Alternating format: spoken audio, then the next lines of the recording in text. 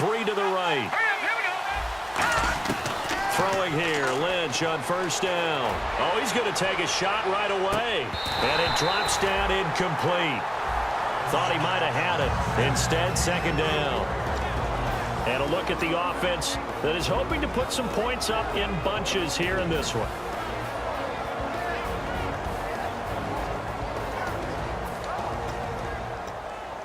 So 2nd and 10 here.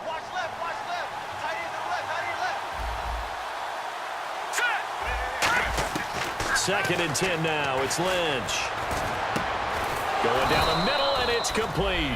And he takes this one just shy of midfield all the way to the 49. A great job pulling that one in from a guy, as we know, who can really blaze. He's got a lot of speed. And that speed can work for him so many different ways. Sometimes he just takes off and goes and just runs past people. Sometimes you get people to back off so far that you can catch everything underneath. But still, at some point in the game, you probably have to make some contested catches, right? Sometimes you have to go up and beat a defender for the football. He has that in his arsenal as well. Showed it right there. Give him 8 on the play, and that'll make it a second down. I like it, I like it, I like it. Get everyone involved in the passing game, and you know you can create those great mismatches throwing it to your guys out of the backfield. And on the first drive, that can also help establish some rhythm, right? I think so. It gets everyone involved. They feel like they're part of it and really gets them amped up as they go forward. And he'll go down shy of the 40 at the 41. Coach hinted to us that we may see some old power football here in this game. We got a taste of it on that first down run. I love how he hinted it to us. And then when we were watching practice, we were watching what they call inside drill with the offensive and defensive line. And they kept putting more defenders on the other side and saying, block that. I don't care how many guys are in there. I want to run the football this week. And, boy, it has paid off for them in this game. Now Lynch on first down. Looking for his running back, and he's got him. And here he'll be brought down a little shy of the 35 at the 36. It'll be a gain of 6, and that'll bring up second down. And at his size, he's a smaller back. You can get him the football.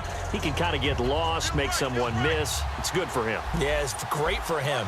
I like what you said there. Sometimes he gets lost in the traffic a little bit. But get him out in the open field into some space. That plays to his strengths the best and keeps him out of it where all the big boys are, you know, make him make someone miss in the open field. So many teams want to throw the ball in this situation nowadays, but I love watching a team that has enough confidence to go ahead and run the football in that situation. That's almost a tendency breaker.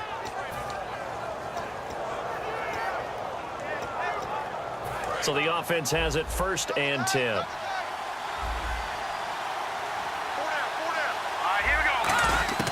On 1st and 10, it's Lynch. He couldn't quite hold it. Got hit. Ball pops out. Incomplete. The starters on defense here for Los Angeles. Robert Quinn gets to the quarterback as well as any defensive end in the league. A lot of it goes back to his high school wrestling background. He understands leverage and hands as well as anyone.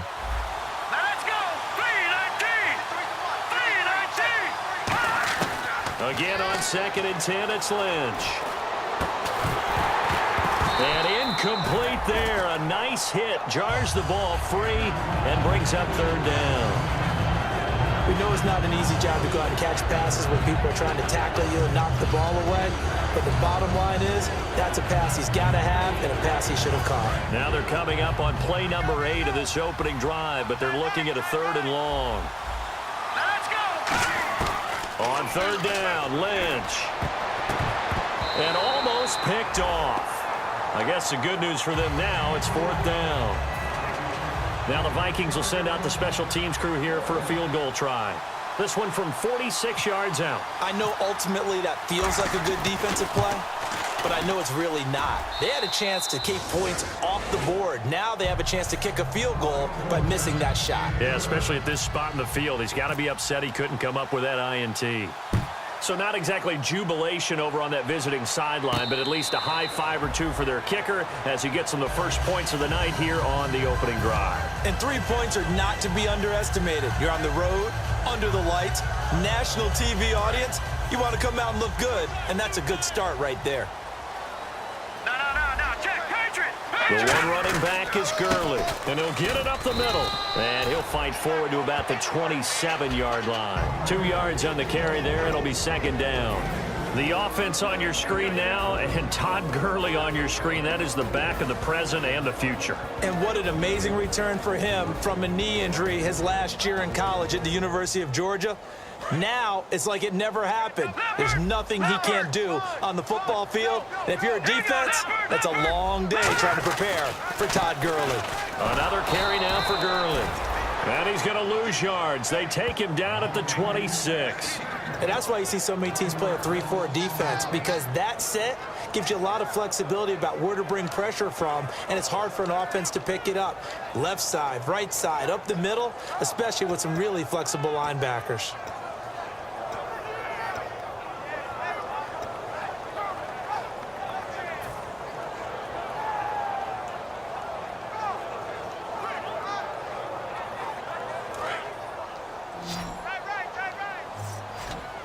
And defensively, it's a nickel formation here on 3rd down and 9.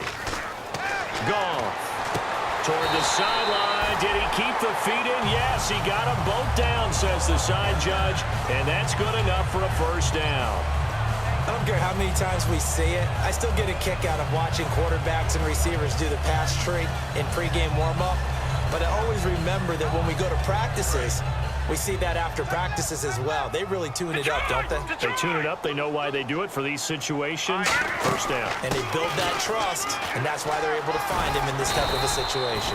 And he'll get this up past the 45 to the 47. A nice run there, 9 yards, and it'll be second down. Some runs are blocked so well, you almost forget that someone has to carry the ball to gain the yardage. The leverage by the offensive line to create space up front, really well done.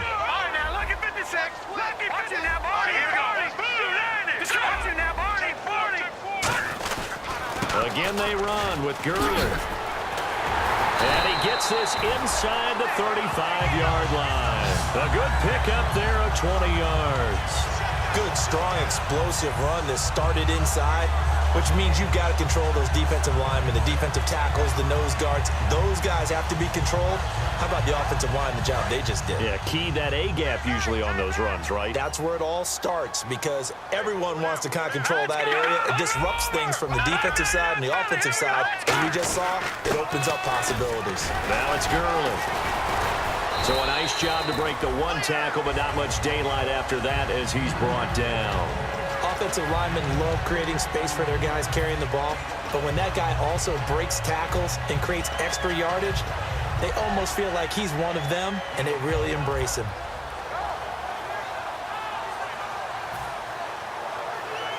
And here comes play number 6 on this drive.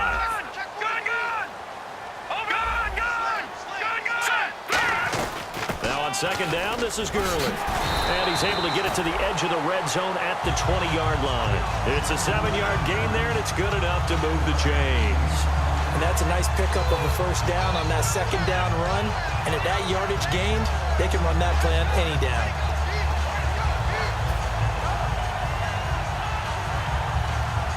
So it'll be first down here after the run.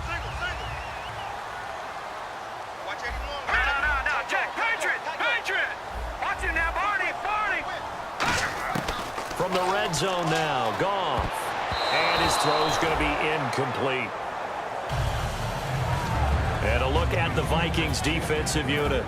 Clinton Dix attracted a lot of attention when he was about to enter the NFL for his ability to play the football in the air. He actually shown that he can tackle pretty well in the league, too. Now Goff will hand this one to Gurley. And he'll get this down only to the 18. He only got a couple on that one, so not a ton of help. They'll have a 3rd and 8 forthcoming.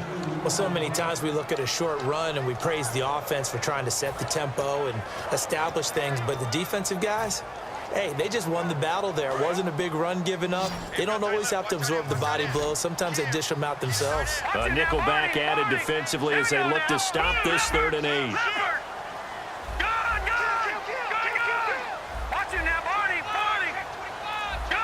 The play clock's running down. Throwing on 3rd. Gone. And he's going to take this one in for a Rams touchdown. Their dangerous wide receiver. His 4th touchdown on the year. And the Rams are going to take a first-quarter lead. And this is up and good to make it 7-3.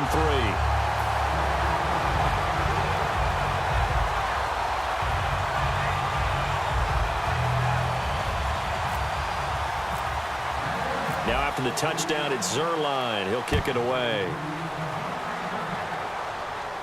This fielded a few yards into the end zone. And a pretty good return here. He'll be stopped just shy of the 25 at the 24-yard line. And now out comes Minnesota. And last time able to get 3. It's not what they wanted. They wanted 6, but they got at least something. They mustered something out of the drive. They'll take it. I like the way you've described it. Not ideal, but they'll take it. Anything to put some points on the board.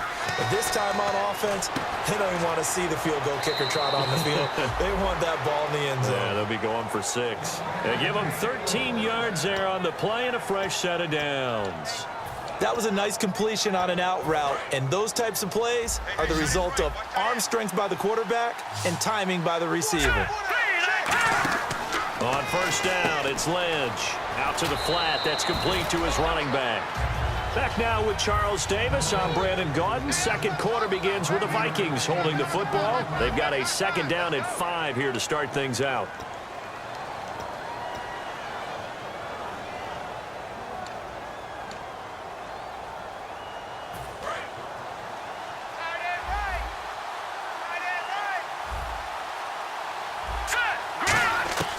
Lynch looking to throw on second. And a quick throw here, that's complete. And this one's going to go the wrong way. Losing yardage back at the 42. A pass for negative yardage, obviously no good. Maybe he shouldn't have thrown it, or maybe he shouldn't have caught it. I think we were seeing it at the same time, weren't we? Maybe you let that one go, right? Because you could see the lost yardage about to develop. But that goes against every instinct of a receiver. They're taught to catch everything. So it's really hard to be mad at him and yell at him for trying to make that play.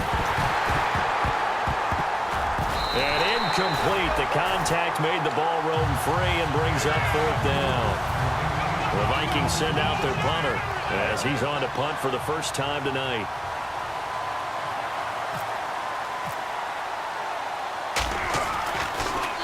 And he gets it away, a directional kick going toward the sideline. And they'll play keep away from the returner as this one will be marked out of bounds at the 13-yard line. Pretty good spot. The Rams offense now making their way out to take over. That last drive, it was a good mix. Run, pass, defense on their toes. And what really helps out in a big way is when you're doing the run-pass mix and everything's working, that means that they're guessing wrong every time on defense. They think you're going to pass when you run and vice versa. I would continue that, and when they finally draw a beat on you, maybe you mix it up a little bit, a little play action and throw the ball. And will they maintain that balance? Time to find out.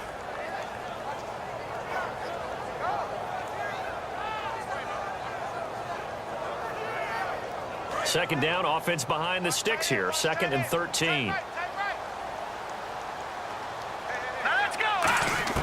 Here's Goff now on second down. His throw incomplete.